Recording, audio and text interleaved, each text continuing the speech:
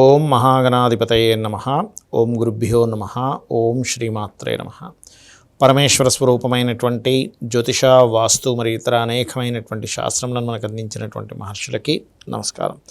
హయగ్రీవ హయగ్రీవ హయగ్రీవేతి యో వదేత్ తస్య నిస్సరతే వాణి జహ్నుకన్యా ప్రవాహవత్.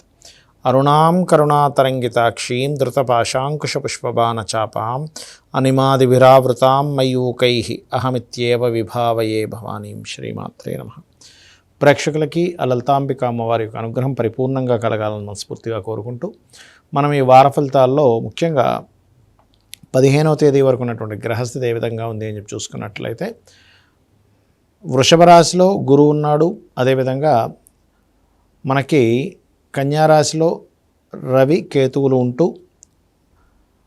10వ తేదీ నుంచి బుధుడు తులారాశిలోకి, తులారాశిలో ఉన్నటువంటి శుక్రుడు 13వ తేదీ నుంచి వృశ్చికంలోకి, మరియు ఈ వారము ఈ యొక్క చంద్రుడి యొక్క సంచారం కుంభరాశి వరకు సంచరిస్తుంది చూసుకున్నట్లయితే. అదేవిధంగా కుంభంలో శని వక్రించున్నాడు, మరియు మనకి మీన రాశిలో రాహు యొక్క సంచారము, మిథునంలో కుజుడు యొక్క సంచారం జరుగుతుంది. ఆల్మోస్ట్ 20 డిగ్రీల్లో ఉన్నారు.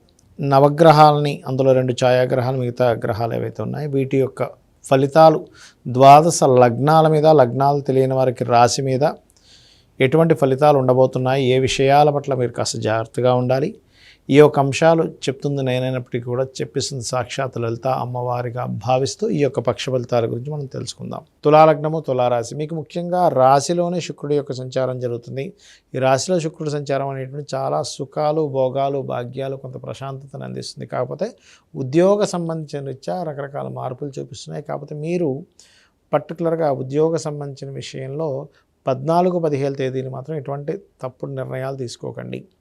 అదేవిధంగా కుజుడు ఎప్పుడైతే మీకు ద్వితీయాధిపతి భాగ్యస్థానంలోకి వెళ్ళాడో ఇక్కడ కొంచెం తండ్రి గారితో చిన్నపాటి ఘర్షణ వాతావరణం చూపిస్తుంది. మరియు అదేవిధంగా కొంత ప్రాపర్టీస్ రిలేటెడ్ సంబంధించిన విషయంలో కూడా కొంత స్ట్రెస్ అనేటువంటిది ఉంటుంది. అదేవిధంగా మీకు ఈ శుక్రుడు చర్రాసుల్లో ఉన్నందుకు కాస్త షార్ట్ జర్నీస్ అధికంగా ఉంటాయి. రకరకాల ప్రదేశాలకు మారడం అనేటువంటిది చాలా స్పష్టంగా గోచరిస్తుంది. ఆ యొక్క ప్రయాణాల్లో ప్రధానంగా మీరు 14-15 తేదీలు కొంత జాగ్రత్తగా ఉండాలి ప్రయాణాలు చేసేటప్పుడు. కొంచెం విద్యార్థులకి మరియు ఈ వాహన సంబంధించినటువంటివి, లేనట్లయితే ఫ్యాక్టరీస్ నిర్మాణం చేద్దాము, లేనట్లయితే ఏదైనా ప్రాపర్టీ బిల్డ్ చేద్దాం అనుకునేటువంటి వారికి మాత్రం కొంత స్ట్రెస్ ఉంటుంది. శని కుజ గ్రహాల దగ్గర దీపారాధన కనుక చేసుకున్నట్లయితే ఆ యొక్క స్ట్రెస్ అనేటువంటిది కంప్లీట్గా తగ్గుతుంది. మరియు మీ యొక్క సంతానం మీ దగ్గర ఉండడమే కాకుండా వేరే ప్రాంతానికి వెళ్ళాలనేటువంటి ప్రయత్నం చేస్తారు. ఆ యొక్క ప్రయత్నాలు ఫలిస్తాయి. అదేవిధంగా చూసుకున్నట్లయితే మీకు వివాహ సంబంధించినటువంటి విషయంలో ఈ వారం అంత అనుకూలంగా లేదు చెప్పాలంటే. లేదండి మాకు కంపల్సరీ ఒక సంబంధం చూసుకున్నాము, ఈ 15 రోజులు 20 రోజులు ఆగడం మా వల్ల కాదు అనుకుంటే కాస్త మీరు రావి చెట్టు చుట్టూ ప్రదక్షిణాలు చేయండి. ఆ రావి చెట్టు చుట్టూ ఉన్నటువంటి సర్పాల మీద పసుపు, గంధము కలిపిన నీటితో అభిషేకం చేయండి. అన్ని విధాలా బాగుంటుంది. మరియు అదేవిధంగా ఇక్కడ ఈ యొక్క తులాలగ్నం వారికి లేదా తులారాశి వారికి ముఖ్యంగా గుర్తుపెట్టుకోవాల్సిన అంశం ఏమిటంటే కాస్త ఈ లాభాధిపతి ఎప్పుడైతే రవితో కలిసి ఉన్నాడో కాస్త ప్రమోషన్స్ విషయంలో కొంత ఆగుతుంటుంది. కానీ తాత్కాలికమే.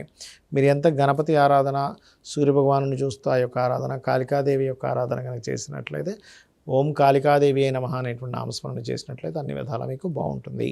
మనకి పక్షంలో పర్టికులర్గా మనకి అమ్మవారి నవరాత్రులు కూడా వస్తున్నాయి. అయితే ఈ అమ్మవారి నవరాత్రుల్లో మనకందరికీ ఒక్కొక్కరికి ఒక్కొక్క సమస్య ఉంటుంది.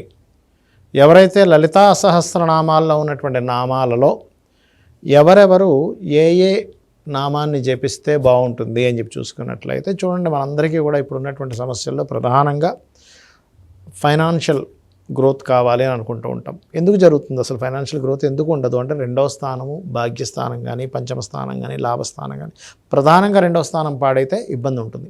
లేదా 2వ స్థానాన్ని వ్యతిరేకించే దశలు వచ్చినప్పుడు ఏం చేయాలి నవరాత్రుల్లో మొత్తము అంటే, ఓం సంపత్కరీ సమారూఢ సింధుర వ్రజ సేవితాయే నమః, లేదా ఓం ధర్మాధ్యక్ష ధనాధ్యక్ష ధనధాన్య వివర్ధనీయ నమః. లేదండి మాకు బాగా అప్పులు ఉన్నాయి, 6వ స్థానం పాడైందని అర్థం మీకు, లేదా బుధుడు పాడేయాడు. అలాంటప్పుడు మీరు రోజు 40 నిమిషాలు లేదా అరగంట, గంట, ఉదయం సాయంత్రం, వీలైతే 3 పూట్లు కూడా ఓం అపర్ణాయై నమః అని నామస్మరణ చేయండి. ఖచ్చితంగా అప్పులు తగ్గుతాయి. దాంతోపాటు ఈ నవరాత్రుల్లో మీరు చక్కగా బిల్వపత్రం తీసుకుని దాని మీద ఎర్ర చందనాన్ని రాసి అమ్మవారి దగ్గర పూజ చేయండి, అలా ఒక్కొక్కటి వేస్తూ. అలాగే మరొక విషయం ఏంటంటే, మీకు హెల్త్ ఇష్యూస్ ఉన్నాయనుకోండి, ప్రధానంగా ఈ సమయంలో మీరు ఓం సర్వవ్యాధి ప్రశమని సర్వమృత్యు నివారిణి అగ్రగణ్య చింత్యరూప కలికల్మషనాశినే నమః 6వ స్థానం పాడైతే ఎవరికైనా హెల్త్ ఇష్యూస్ వస్తుంటాయి. ఇంట్లో వాస్తుపరంగా కూడా వాయువ్య దోషం ఉన్నా లేకపోతే ఉత్తర ఈశాన్య దోషం ఉన్నా హెల్త్ ఇష్యూస్ వస్తుంటాయి. కాబట్టి చూసుకోండి. అలాగే మరొక విషయం ఏంటంటే, చాలామందికి పనులు సగం ఆగిపోయిందండి. అబ్బా, ఈ పని అయిపోయి ఉంటే నాకు బాగా డబ్బులు వచ్చేవి, 90% దగ్గర ఆగిపోయింది, ఇట్లాంటివన్నీ చెప్తూ ఉంటారు. అలాంటి సమయంలో మీరు చేయవలసింది ఏమిటంటే, ఓం అష్టమీ చంద్ర విభ్రాజ అలికస్థల శోభితాయై నమః అనే నామస్మరణ రోజు ఒక 40 నిమిషాలు చేయండి. ముఖ్యంగా ఈ నవరాత్రుల్లో ఈ ఉదయం సాయంత్రం మధ్యాహ్నం 3 పూట్లో త్రిసంధ్యలు ఎందుకు చేస్తే ఇంకా మరింత చక్కటి ఫలితాలు ఉంటాయి. అలా కాదని నేను ఎక్కువగా ఎక్కడ పడితే అక్కడ తిరుగుతుంటాను అలా అనేవారు ఏంటంటే, మనసులో చేసుకోవచ్చు మీరు, అందులో ఎటువంటి సందేహం లేదు. కాకపోతే అనుష్ఠానంగా కూర్చొని చేయడం అనేటువంటిది చాలా చక్కటి ఫలితాలు ఇస్తుంది. మరి కొంతమందికి ఏంటంటే, బిజినెస్ చేస్తున్నాము కానీ బిజినెస్ రిలేటెడ్ సంబంధించిన దాంట్లో నాకు రాణించట్లేదు, ఏం చేయాలి అని అనుకునేటువంటి వారు ఒకటే గుర్తుపెట్టుకోండి, ఓం ఇంద్రగోప పరిక్షిప్త స్మరతూ నాభజంగికాయే నమః చేసుకోండి. అన్ని విధాలా బాగుంటుంది. అదేవిధంగా కొంతమందికి వివాహం అవ్వదు. ఎందుకు అవ్వదు? 7వ స్థానం పాడవుతుంది. ఇందాక నేను బిజినెస్ గురించి మాట్లాడాను. బిజినెస్ ఎందుకు సక్సెస్ అవ్వదు అంటే 11th హౌస్ పాడవుతుంది. 11th హౌస్ బాగోకపోతే బిజినెస్ చేయలేకపోతుంటారు వాళ్ళు. బిజినెస్ చేసినా నష్టాలు వస్తూ ఉంటాయి. కానీ ఎవరికైతే 7వ స్థానం పాడైంది అనుకోండి, వివాహ సంబంధాలు కుదరవంత తొందరగా. అలాంటి వారు ఏం చేయాలి అన్నప్పుడు, ఓం ఇప్పుడు వివాహం అవ్వాలనుకునేటువంటి వారు ఓం కామేశబద్ధ మాంగళ్య సూత్రశోభిత కందరాయై నమః అనే నామస్మరణ చేయండి. అలా కాదండి, వివాహం అయింది కానీ నాకు ఎక్కడా కూడా వివాహ జీవితంలో బాగోలేదు, ఎప్పుడు మా ఇద్దరి మధ్యన మనస్పర్ధలు వస్తున్నాయి, చిన్న మాటకు కూడా గొడవలు అవుతున్నాయి, ఏం చేయాలి అని అనుకుంటే కనుక మీరు చక్కగా ఇంకో నామం ఉంటుంది లలిత సహస్రనామాల్లో, ఓం శివకామేశ్వరాంకస్తా శివా స్వాధీన వల్లభాయై నమః. ఈ నామం చేసుకోండి. ఖచ్చితంగా ఆ యొక్క అమ్మవారు ఆ శివుణ్ణి ఎలా అయితే స్వాధీనం చేసుకుంటూ ఆ యొక్క ఫలితం మీకు రావడం జరుగుతుంది. ఆ అమ్మవారిలాగా మీకు కూడా చక్కగా శివపార్వతుల్లాగా ఉండడం జరుగుతూ ఉంటుంది. అదేవిధంగా మరొక విషయం ఏంటంటే, ఈ నవరాత్రుల్లో గుర్తుపెట్టుకోండి, ముందు రోజే సామాగ్రి మొత్తం తెచ్చుకోవాలి. అలాగే ముందు రోజు మధ్యాహ్నం పూట నెయ్యితో కూడినటువంటి అన్నాన్ని మాత్రమే తినమని చెప్తుంది. ఆవు నెయ్యితో కూడినటువంటి అన్నాన్ని సాయంత్రం పూట టిఫిన్ చేసుకోవాలి. నెక్స్ట్ డే మొత్తం చక్కగా అలంకరించుకొని కలశం పెట్టుకునేటువంటి వాళ్ళు ఉన్నవాళ్ళు ఎటువంటి ఆటంకాలు వచ్చినా సరే కలశం తీయకూడదు, మరియు పురోహితుడిని పెట్టించుకొని చేసుకోండి. అదేవిధంగా ఇక్కడ భక్తి ప్రధానం, ఆర్భాటాలకు పోయి అప్పులు చేసి చేయొద్దని చెప్తుంది శాస్త్రము. మరియు మరొక విషయం ఏంటంటే, మీరు పర్టికులర్గా ఈ యొక్క నవరాత్రులు చేసేటప్పుడు బ్రహ్మచర్యం పాటిస్తే మరింత మంచిది. ఎర్రటి వస్త్రాలు ధరిస్తే చాలా మంచిది. ధ్వజం కూడా పెట్టుకుంటే పూజ గదిలో అమ్మవారి జెండాలా పెట్టుకుని దాని మీద అమ్మవారు ప్లస్ సింహం ఉన్నటువంటిది పెట్టుకున్నట్లయితే చాలా చక్కటి ఫలితాలు వస్తాయి. మరియు దీంతోపాటు ఒక పీటలాగా ఏర్పాటు చేసుకుని దాని మీద వస్త్రం వేసి బియ్యాన్ని వేసి దాని మీద కలశం పెట్టండి. శ్రీచక్రం మరియు అమ్మవారి విగ్రహం పెట్టుకుని ఏ రోజు కారు చీర మార్చుకోవచ్చు కూడా, దాన్ని మార్చాలి కూడా. చాలామంది ఏం చేస్తారంటే, పలానా దగ్గర ఏ రంగు చీర తెలిస్తేనే కానీ మనం మార్చలేము. అలాంటిది ఎక్కడా శాస్త్రంలో లేదు. మీ ఇష్టం వచ్చినటువంటి చీరను మీరు అమ్మవారికి సమర్పించుకోవచ్చు. అయితే ఇక్కడ ఏంటంటే భక్తి ప్రధానము.